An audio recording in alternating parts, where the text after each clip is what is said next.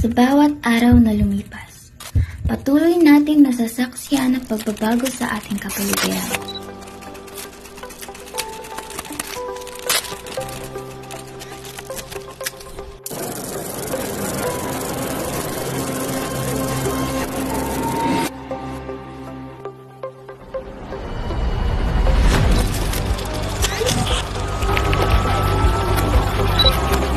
Magandang araw sa inyong lahat. Ako si Jorea Mikey Santumba. Isa sa mga problema sa ating kapaligiran ay ang mga basura na nakakalat sa ating mga kapaligiran at may malaking epekto ito sa ating lipunan.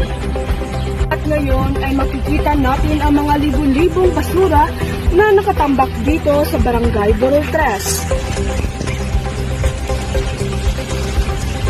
Tuwing umuulan, umaapaw ang ilog dahil sa libo-libong basura na nakalat dito at sa ding dahilan ng pag-apaw na ito.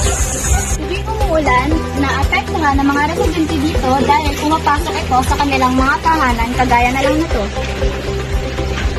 Gano'n na po katagal itong problema sa Borol 3? Tagal yung mga basura niyang problema. Paano po kayo naapektuhan dito po?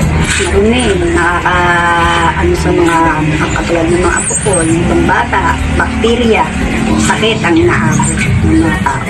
Hindi lang bata, pati matanda. Lalo na yung mga senior. Siyempre, madaling kapitan yan dahil may na. Paano niyo po masusolusyon yung ganong problema?